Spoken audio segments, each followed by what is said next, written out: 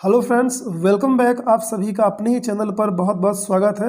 दोस्तों, आज मैं आपको दो छोटे इंग्लिश न्यूज़ का हिंदी ट्रांसलेशन करवाऊंगा, जिसके माध्यम से आप इंग्लिश के लेटेस्ट नए नए वर्ड्स सीखेंगे कि किस तरह से वर्ड्स इंग्लिश न्यूज़ में यूज़ होते हैं। और दूसरी बात दोस्तों, आप इंग्लिश रीडिंग के साथ साथ इंग्लिश को कैसे समझते हैं, इंग्लिश न्यूज़ को कैसे हिंदी में समझा जाता है, ये तमाम बातें आप सीखेंगे। तो इंग्लिश को इम्प्रूव करने के लिए इस वीडियो को एंड तक जरूर देखें। चलिए हम शुरू करते हैं। बहुत इंटरेस्टिंग न्यूज़ है दोस्तों। आप एक अच्छे न्यूज़ भी यहाँ पर आप पाएंगे, सीखेंगे। तो इस वीडियो को बिल्कुल भी मिस मत करिएगा। और दूसरी बात, यदि वीडियो आपको पसंद आती है दोस्तों, तो इसे लाइक करके दोस्तों में शेयर करना भी मत भूलिएगा। तो चलिए हम शुरू करते हैं। थोड़ा सा जूम कर लेते हैं। जैसा कि आप अभी देख रहे हो, न्यूज़ का हेडिंग है।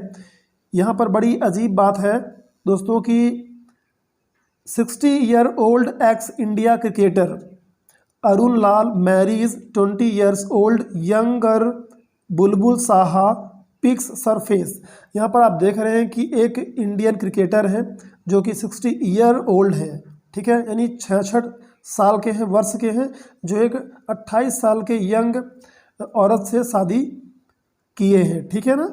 तो बहुत ही इंटरेस्टिंग न्यूज़ है। और देखिए कि क्या क्या दुनिया में हो रहा है। आपको भी बड़ा अजीब फील होगा, ठीक है, मुझको भी तो बड़ा अजीब लग रहा है। आपको कैसा लग रहा है, आपकी क्या राय है, कमेंट करके ज़रूर बताइएगा। फिलहाल चलिए हम आगे बढ़ते हैं और इंग्लिश को समझते हैं, ठीक है। तो जैसा कि आप देख रहे हैं हेडिंग में 60 ईयर ओल्ड,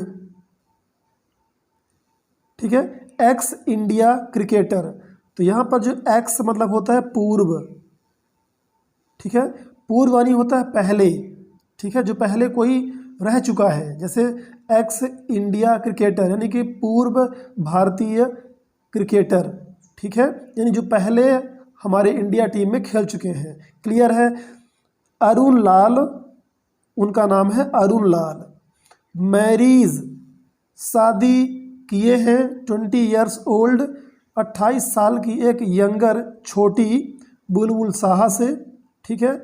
पिक्स सरफेस, आपको जो पिक्स दिख रही हैं, क्लियर है। तो यहाँ पर जो आप देख रहे हो कि मैरीज वर्ड है, यहाँ पर आपको थोड़ा सा टेंस की बात बताना चाहेंगे कि इसमें लिखा है मैरीज, जो कि सिंपल प्रेजेंट टेंस की वर्ब है, ठीक है।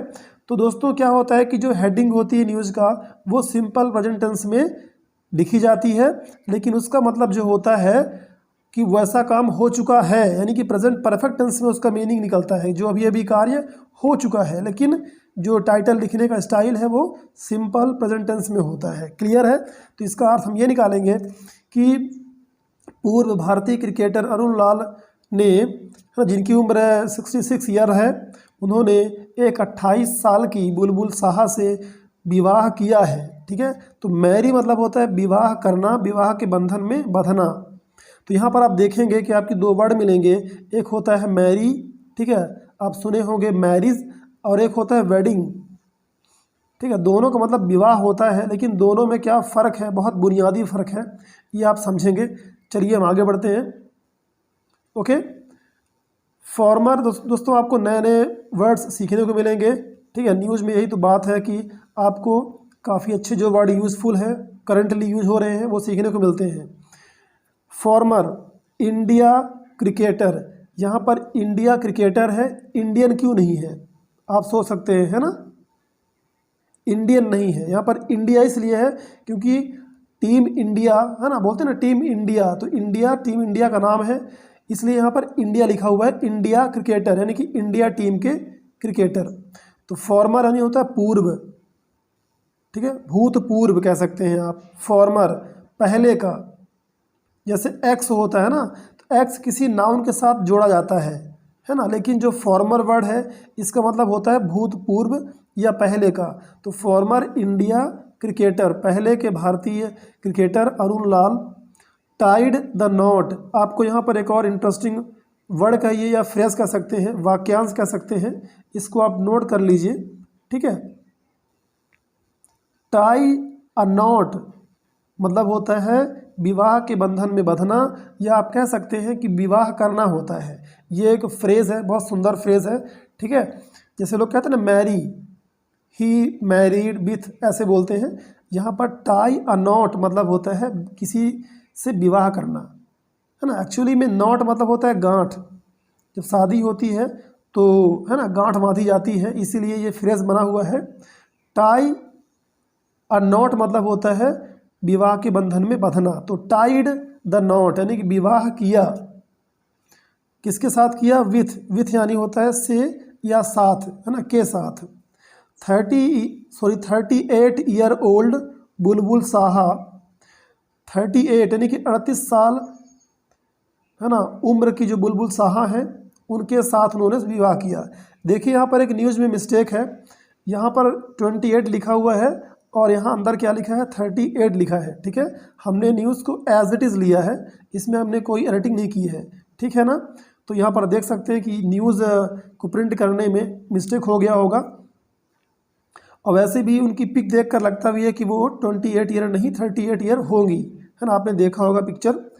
तो 38 ईयर ओल्ड, ठीक है, 38 साल की बुलबुल साहा कहाँ किए हैं, इन कोलकाता। जब भी आप किसी जगह प्लेस को बताते हैं, बड़े प्लेस को, तो आप इन वर्ड का यूज़ करते हैं, ऑन नहीं करते, on Kolkata, in Kolkata, in India, in Rewa, है ना, इन मुंबई, इस तरह से हम बोलते हैं। तो प्रीपोजिशंस पे ध्यान देना बहुत इंपॉर्टेंट है, इन, इनटू, ऑन, क्योंकि इसमें बहुत ही कन्फ्यूज़न होता है। जब आप न्यूज़ पढ़ेंगे और कंटिन्यूअस रीडिंग करते रहेंगे तो आपको बिल्कुल एक्सपीरियंस हो जाएगा हर चीज़ का कि कौन सा वर्ड, कौन सा प्रीपोजिशन कहाँ पर प्रयोग होता है। तो ये रीडिंग का बहुत ही इंपॉर्टेंट है ना, इंपॉर्टेंस है, आपको पढ़ना है, कंटिन्यू बस रीडिंग करते रहना है हमारे साथ, आप सब कुछ सीख जाएंगे। राइट, फिर आप देखिए आता है ऑन मंडे। आप इस तरह से आप समझ जाइए कि कभी भी अगर दिन का नाम लिखते हैं, संडे, मंडे, ट्यूसडे, तो आपको ऑन का प्रयोग करना है, ऑन मंडे, ऑन ट्यूसडे, कभी भी आपको इन नहीं लगाना, ना एट लगाना है। क्लियर है? हाँ, तो बड़ी जो प्लेस है उनके पहले इन, जो डे होता है, दिन होता है, उसके पहले ऑन, और कभी कभी डेट होता है उसके पहले भी हम ऑन का प्रयोग करते हैं। ठीक है, चलिए ये बातें आगे आते रहेंगी, अभी आगे बढ़ते हैं। It is 66 year old Bengal cricket team head coach's second marriage. जिसकी हम बात कर रहे हैं, इट यानी यह है, इज यानी है ना, यह है क्या है, 66 ईयर ओल्ड यानी कि 66 साल के जो बंगाल क्रिकेट टीम के हेड है ना, कोच हेड है। ठीक है, cricket team head coach, cricket team के, बंगाल क्रिकेट टीम के हेड कोच हैं, ये उनकी सेकंड मैरिज है। तो देखिए यहाँ पर मैरिज वर्ड आ गया, और अभी आगे आपको देखने को मिलेगा कि इसमें वेडिंग वर्ड का यूज़ किया गया है। दोनों का मतलब होता है विवाह। क्लियर है? लेकिन दोनों में बहुत अंतर है, अभी आगे बताते हैं आपको। तो यहाँ पर लिखा है कोचेज, एक्चुअली यहाँ पर जो ये अपॉस्ट्रॉफी लगा है और एस लगा हुआ है, इसका मतलब होता है इज़, ये शॉर्ट फॉर्म है हेड कोच। ठीक है ना, यहाँ पर जो है इसका मतलब होता है का भी, जैसे मदर्स, फादर्स, है ना, टीम्स, कोचेज, इसको पढ़ेंगे कोचेज, इसका मतलब होता है कोच का या कोच की। सेकंड मैरिज, ये उनकी सेकंड मैरिज है, दूसरा विवाह है। The wedding was attended by former India wicket keeper Saba Karim and MP Derek O'Brien. Bulbul Saha is a teacher by profession. The wedding, अब देखिए यहाँ पर वेडिंग आ गया, यहाँ पर मैरिज आ गया। तो देखिए स्पेशली जो वेडिंग वर्ड है ना, ये विवाह समारोह के लिए होता है। जब विवाह, जब दो लोगों का विवाह संबंध होता है, एक सेरेमनी, ये कह सकते हैं समारोह, जो उत्सव मनाया जाता है, उसको वेडिंग कहते हैं। जो लोग है ना टेंट वेंट लगवा के बिल्कुल धूमधाम तरीके से डीजे वगैरह सब व्यवस्थाएं होती हैं, प्रीति भोज वगैरह होता है, ये सारा जो है वेडिंग होता है। ठीक है, लेकिन जो संबंध बनता है दो लोगों का, जो लोग शादी करते हैं, साथ फेरे लेते हैं, इसको मैरिज कहते हैं। तो ये थोड़ा फ़र्क है, आपको समझना पड़ेगा। क्लियर है? आई होप दैट आपको समझ में आया होगा। वॉज यानी था या थी।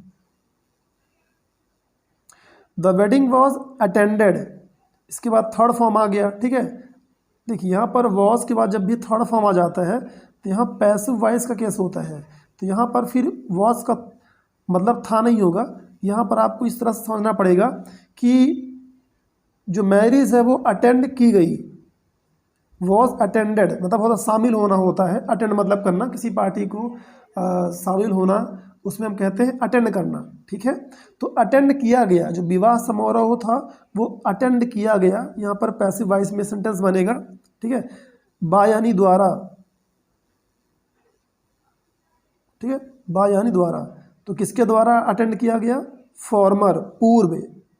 इंडिया विकेट कीपर, ठीक है, भारतीय जो विकेट कीपर थे कौन? सावा करीम, इनके द्वारा भी वेडिंग को अटेंड किया गया।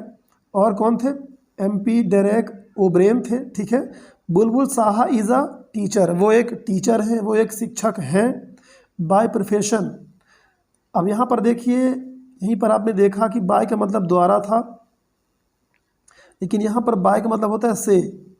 बाय प्रोफेशन, प्रोफेशन मतलब होता है किसी का पेशा। ठीक है, तो वो पेशे से, हम बोलेंगे पेशे से, यानी कि बाय प्रोफेशन वो एक टीचर हैं, एक शिक्षक हैं। क्लियर है? तो यहाँ पर हमने एक न्यूज़ को कवर कर दिया अच्छी तरह से। आई होप दैट आप बहुत कुछ समझे होंगे। जो भी दिक्कत होगी आप हमें कमेंट करके ज़रूर बताइएगा। आइए थोड़ा